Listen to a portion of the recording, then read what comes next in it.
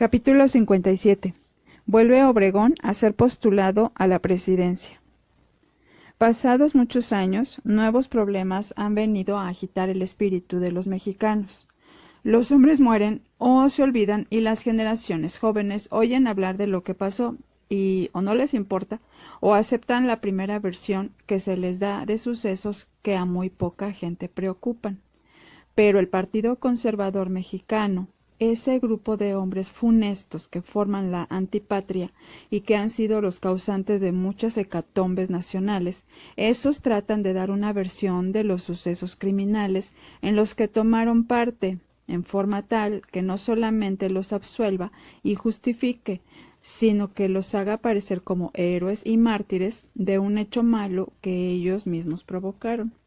Así vemos aparecer muchos libros en los que se habla del conflicto religioso de los años de 1926 a 1928, como los tiempos de la persecución religiosa, cuando lo que en realidad sucedió no fue sino una rebelión en contra del gobierno y de la Constitución, rebelión a mano armada, que lógica y necesariamente tuvo que repeler y sofocar el gobierno, también a mano armada.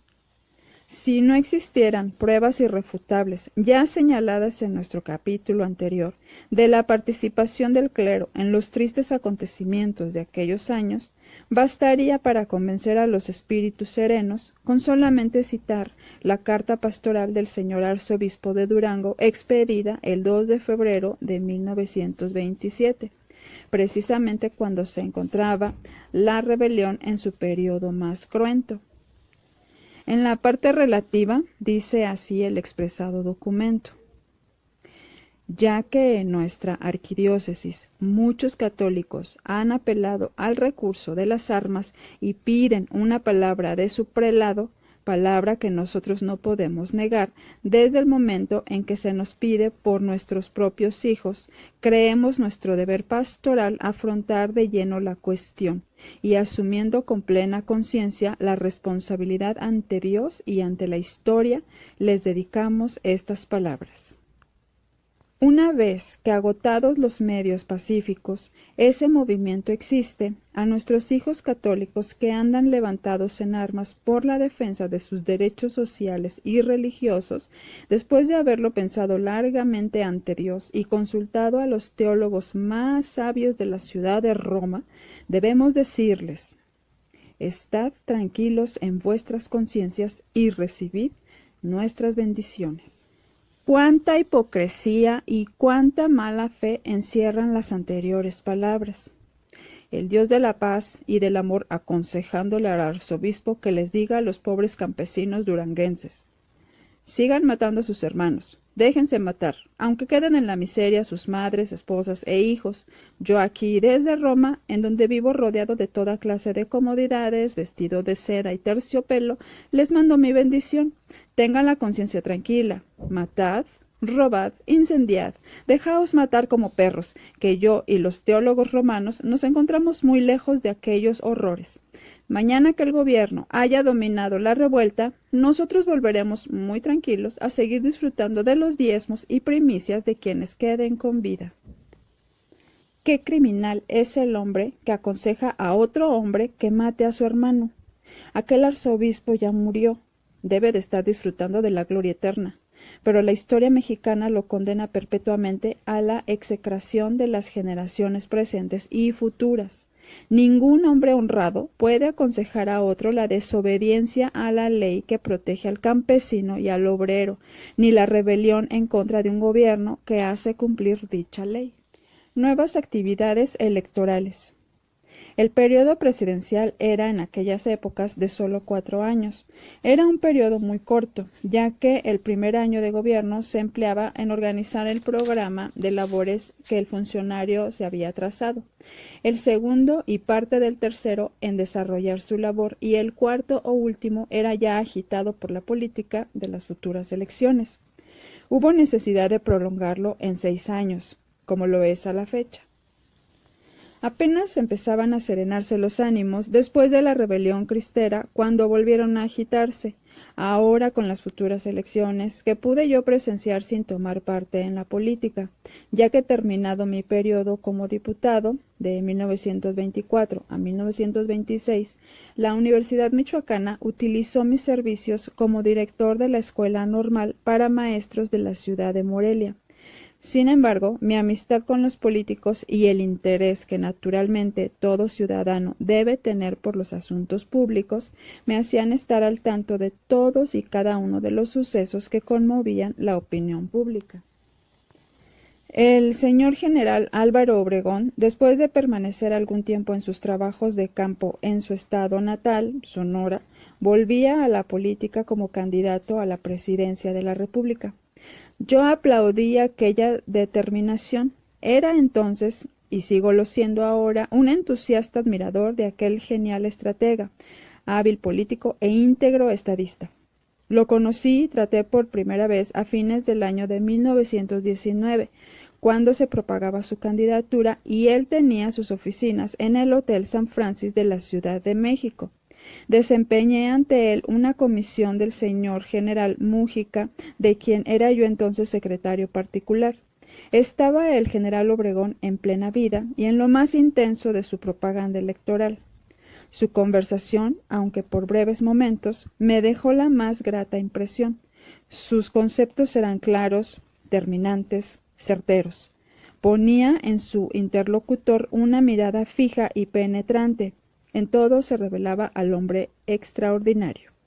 Lo volví a tratar en el año de 1923, cuando, siendo yo diputado al Congreso de Michoacán, un grupo de diputados tratamos con Obregón, ya presidente, el asunto del regreso del general Mújica al gobierno de Michoacán, del cual estaba separado con licencia que se tornó en desafuero y poco después en prisión, escapando de la muerte por un acto valiente del general Manuel Ávila Camacho.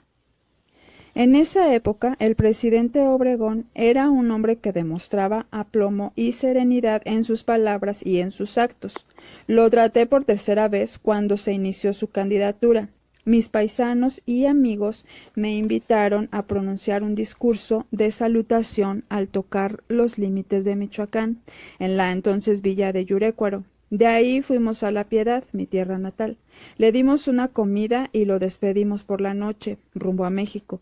Por última vez tuve el gusto de conversar con él, ya más ampliamente, cuando fue a Morelia como candidato. Le ofrecí un café literario en la escuela normal de la que yo era director. Se recitaron versos, a los que Obregón era muy afecto, y los escribía muy bien. Se hizo música y baile, y él derrochó alegría y buen humor. Poco después un fanático asesino cortó aquella vida tan útil a la patria. En Morelia pude comprobar la excelente memoria del general Obregón, pues habiéndole regalado yo un libro hacía ya algunos años, él me lo recordó, aludiendo al tema y capítulos de dicha obra de historia michoacana. El panorama político de aquellos años era terrible. Por un lado estaba el clero, eterno enemigo de la Constitución, que mantenía latente el descontento entre la clase humilde, que todavía no alcanzaba a gozar de los beneficios de la Revolución, y que por lo mismo no la comprendía ni la apreciaba. El reparto agrario estaba en pañales, no había carreteras, ni irrigación, ni crédito ejidal, ni un amplio sistema de escuelas. En una palabra, pocos comprendían y más pocos todavía gozaban de un nuevo orden de cosas. Si ahora se explota ese descontento creando los grupos sinarquistas, entonces se explotaba al máximo, llevando a las masas a la rebelión armada. Por otro lado estaban los ricos, enemigos jurados de la revolución, que estaba atentando, según ellos, en contra de sus intereses económicos, y finalmente, por otro lado, se encontraban los militares que habían hecho la revolución, muchos de los cuales se consideraban unos héroes, dignos de ocupar la presidencia de la República o la gubernatura de los estados. Muchos de esos militares habían sido civiles, a quienes los entorchados del uniforme les habían despertado extraordinarias ambiciones. Esos nuevos militares resultaban más peligrosos que los soldados porfiristas, a los que una férrea disciplina los había mantenido en orden. Al saberse que el general Obregón sería de nuevo candidato a la presidencia, se empezaron a formar grupos políticos de denominación antirreeleccionista, siendo el primero en salir a la palestra el general Arnulfo R. Gómez, sonorense también como Obregón, y luego el general Francisco R. Serrano, sonorense igualmente, y que había sido amigo, subalterno y considerado de mil maneras de parte de Obregón.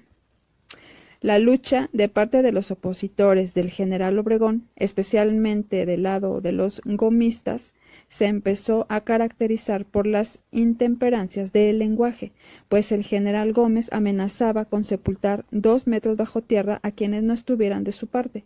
Es más, amenazaba, como lo hizo en Pachuca, de recurrir a las armas como suprema razón electoral. Veamos cuál fue la actitud del general Obregón, haciendo un análisis de su razonado manifiesto a la nación al aceptar su candidatura el día 26 de julio de 1927.